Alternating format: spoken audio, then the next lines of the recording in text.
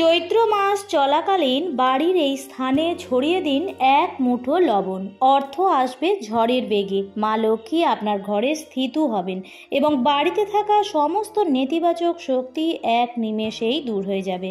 নমস্কার বন্ধুরা, ভক্তিমূলক কথা চ্যানেলে জানাই আপনাদের সকলকে স্বাগত। বন্ধুরা, আশা করছি ঈশ্বরের আশীর্বাদে আপনারা সকলেই ভালো আছেন এবং সুস্থই আছেন। আজকের ভিডিওটিতে একটি খুবই গুরুত্বপূর্ণ বিষয় নিয়ে আলোচনা করব। আজকের ভিডিওর আলোচ্যর বিষয় হচ্ছে লবণ বা নুন, যেটা আমরা প্রতিদিন খাদ্য হিসাবে গ্রহণ করে থাকি। রান্নার কাজে একটি অপরিহার্য উপাদান হচ্ছে নুন। তবে আমরা অনেকেই হয়তো জানি না যে ঘরের নানাবিধ বাস্তু দোষ কাটানোর জন্য এবং গ্রহ দোষ কাটানোর জন্য লবণের উপায় অব্যর্থভাবে কাজে লাগানো যেতে পারে। বন্ধুরা, আজকের পর্বে আমি আপনাদের সঙ্গে শেয়ার করব যে লবণ আপনাদের বাড়ির কোন স্থানে ছড়িয়ে দিলে আপনাদের সমস্ত বাস্তু দোষ তো দূর হবেই এবং আপনার পরিবার থেকে সমস্ত রকম নেতিবাচক শক্তিও বিদায় নেবে এবং আপনার উপর কোনো খারাপ কাজ কেউ করতে পারবে না। বন্ধুরা, আমাদের জীবনের বিভিন্ন রকম সমস্যার মধ্যে একটি প্রধান সমস্যা হচ্ছে গ্রহদোষ। আর এর ফলে বন্ধুরা আমাদের জীবনে বিভিন্ন রকম সমস্যা লেগেই থাকে এবং ঠিক সময় যদি আমরা এই সমস্যার সমাধান না করি তো বন্ধুরা আমাদের জীবনে কিন্তু নরক যন্ত্রণার মতো কষ্ট ভোগ করতে হয়। চলছে চৈত্র মাস। এই মাসটি হলো বাংলা বর্ষপঞ্জিকার শেষ মাস। আর এই চৈত্র মাস মা লক্ষ্মীর অত্যন্ত প্রিয় মাস। এই চৈত্র মাসেই বিভিন্ন রকম পুজো পার্বণ হয়ে থাকে। বিশেষ করে এই চৈত্র মাস চলাকালীন বিশেষ একটি লক্ষ্মী পুজো করার প্রথাও রয়েছে। তাই বন্ধুরা, এই বিশেষ উপায়টি আপনারা চৈত্র মাসের যে কোনো দিনেই করতে পারেন। কিভাবে এই কাজটি করবেন এই সমস্ত কিছুই আমি আজকের এই ভিডিওতে বলে দেব এবং তার সাথে সাথে লবণের আরও কিছু অব্যর্থ উপায় আমি বলবো, সেগুলি আপনারা করে দেখতে পারেন, অত্যন্ত ভালো ফল পাবেন। এই প্রত্যেকটি উপায় কিন্তু একেবারে পরীক্ষিত এবং প্রমাণিত উপায়। তবে মূল পর্বে যাওয়ার আগে আমার সকল বন্ধুদের কাছে একটাই অনুরোধ করব যে ভিডিওটি সম্পূর্ণরূপে দেখবেন এবং দেখার পর ভালো লাগলে অবশ্যই কিন্তু একটি লাইক করবেন এবং কমেন্টসে লিখবেন জয় মা লক্ষ্মীর জয় এবং বন্ধুরা ভিডিওটি শেয়ার করবেন আপনাদের নিকট আত্মীয় স্বজন এবং বন্ধু বান্ধবদের সাথে। চলুন বন্ধুরা আসা যাক মূল পর্বে। বন্ধুরা, প্রথমেই জানতে হবে যে ঘরে কি বাস্তুদোষ আছে।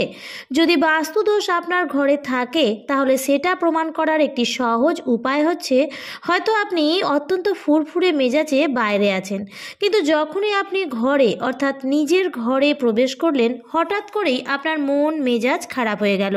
তাছাড়াও কারণে অকারণে পরিবারের সমস্ত সদস্যদের সঙ্গে খিটিমিটি মনোমালিন্য যদি লেগে থাকে এবং যদি আপনি কোনো ভালো কাজ কোনো ভালো অনুষ্ঠান করতে চান, বাড়িতে কোনো পূজা দিতে চান, তাহলে আপনার সেই পুজো দেওয়ার পথে বাধা তৈরি হয়, তাহলে বুঝতে হবে যে আপনার বাড়িতে অত্যন্ত মাত্রায় নেতিবাচক শক্তি বৃদ্ধি পেয়েছে এবং যার ফলে আপনি যা ভালো কাজ করতে চাইছেন, যা আপনি শুভ অনুষ্ঠান করতে চাইছেন তাতে আপনার বাধা আসছে। তাহলে অবিলম্বে আপনার ঘরের বাস্তু ঠিক করা প্রয়োজন। যে ঘরে বাস্তুদোষ থাকে সেই ঘরে কোনো রকমভাবে আর্থিক উন্নতি হতে পারে না।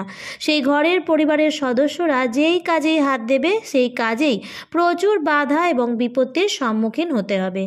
আপনার মধ্যে যে পজিটিভিটিটা আছে সেটা আপনার ঘরের বাস্তুদোষ শোষণ করে নেবে এবং আপনি কোনো রকম ভালো চিন্তা ভাবনা করতে পারবেন না এবং পরিবারের আয় উন্নতি দিন দিন কমতে থাকবে আর আপনার খরচ হু হু করে বাড়তে থাকবে।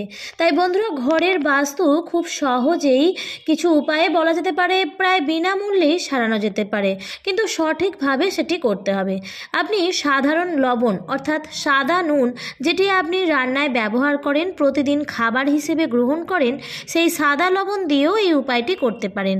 তাছাড়াও যদি আপনার ঘরে সৈন্দক লবণ থাকে তাহলে সৈন্দক লবণ অত্যন্ত ফলপ্রদায়ী, সেটি দিয়েও আপনারা করতে পারেন। তবে বন্ধুরা, এটা এমন নয় যে সৈন্দক লবণ দিয়েই আপনাকে করতে হবে, তবে সৈন্দক লবণ যেটি হয় সেটি বেশি শুদ্ধ হয়। এটা সাদা লবণের থেকে আরও বেশি শুদ্ধ হয় এবং আরও বেশি কার্যকর হয়। তবে আপনি দুটোর মধ্যে থেকে যে কোনো একটি লবণ দিয়েও করতে পারেন। প্রথম যে উপায়টির কথা আমি বলছি সেটা আপনারা প্রতিদিন করবেন এবং সকাল 10টার আগে করার চেষ্টা করবেন, অর্থাৎ সূর্য আকাশের উপর দিকে যাওয়ার আগে করার চেষ্টা করবেন। প্রতিদিন সকালবেলায় ঘর দুয়ার খুব ভালোভাবে পরিষ্কার পরিচ্ছন্ন করবেন। যে বাড়ি পরিষ্কার পরিচ্ছন্ন নয় সেই বাড়িতে মা লক্ষ্মী কখনোই প্রবেশ করেন না। তাই প্রতিদিন ঘর বাড়ি পরিষ্কার পরিচ্ছন্ন করবেন এবং ঘর মোছার যে জলটি হবে সেই জলের মধ্যে, আপনারা তো ফিনাইল দিয়ে ঘর মোছেন, তো সেই ঘর মোছার যে জলটি আছে তার মধ্যে ছোট 1 চামচ সাদা লবণ মিশিয়ে আপনার ঘরগুলো মুছবেন এবং চেষ্টা করবেন সেই জলটি বাড়ির বাইরে ফেলার, অর্থাৎ ঘরের মধ্যে বেসিনে না ফেলে আপনি ঘরের বাইরে ফেলার চেষ্টা করবেন। এর ফলে আপনার বাড়ির মধ্যে যে নেতিবাচক যা কিছু আছে, যার ফলে আপনার আয় উন্নতিতে বাধা আসছে, সেই সমস্ত কিছুই আস্তে আস্তে কেটে যাবে। কিন্তু এই কাজটি আপনাদের প্রতিদিন করতে হবে। তবে চেষ্টা করবেন সকাল 10টার আগে, অর্থাৎ দুপুর 12টার আগে অন্তত পক্ষে করার চেষ্টা করবেন। অর্থাৎ সূর্য যখন মাথার উপরে, সেই সময়ের আগে ঘর ঝাড় দেওয়া বা মোছা সবসময় সকালের দিকেই করা উচিত। কখনোই মাঝ দুপুরে নয়, সকালের দিকেই কাজটি করার চেষ্টা করবেন।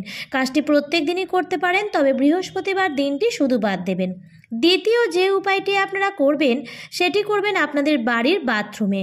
বন্ধুরা, বাথরুম এমন একটি জায়গা যেখান থেকে সব থেকে বেশি নেতিবাচক শক্তি বৃদ্ধি পায়। অর্থাৎ একটা বাড়ির যে বাস্তু, তার মধ্যে নেতিবাচক শক্তির যে বিস্তার, তা কিন্তু বাথরুম থেকেই হয়।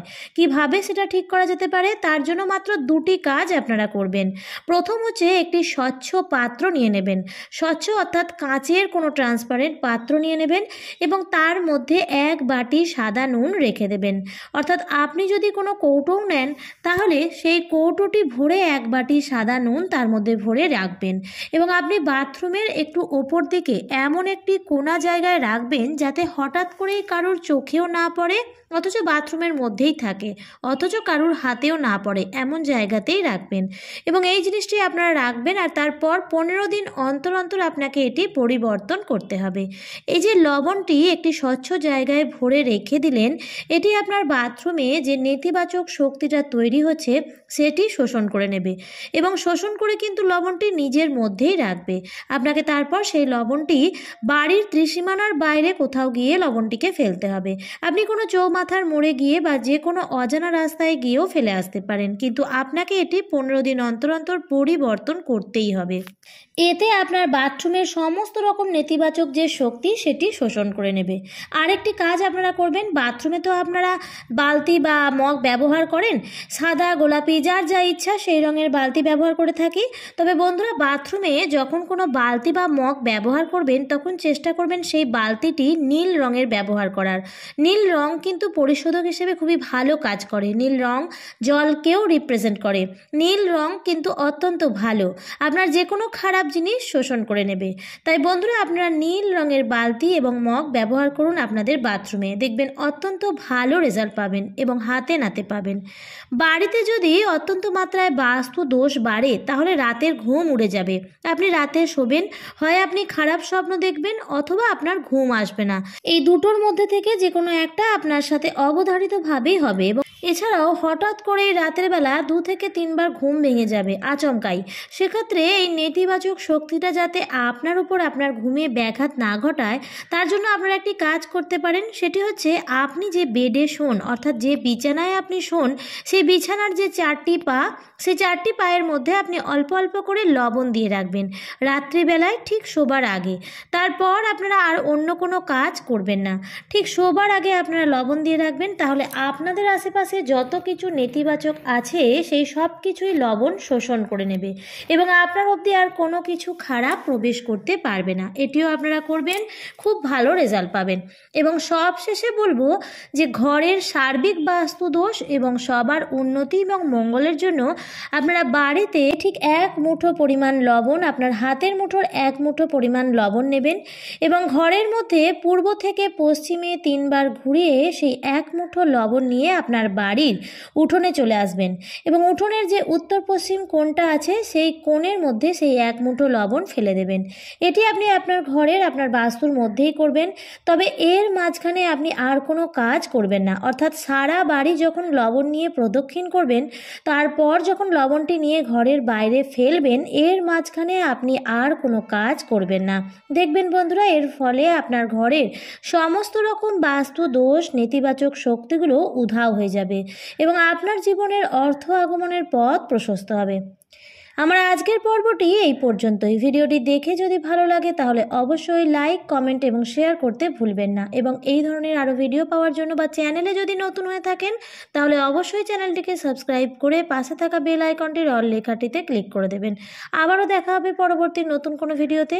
ভালো থাকবেন, সুস্থ থাকবেন। ধন্যবাদ।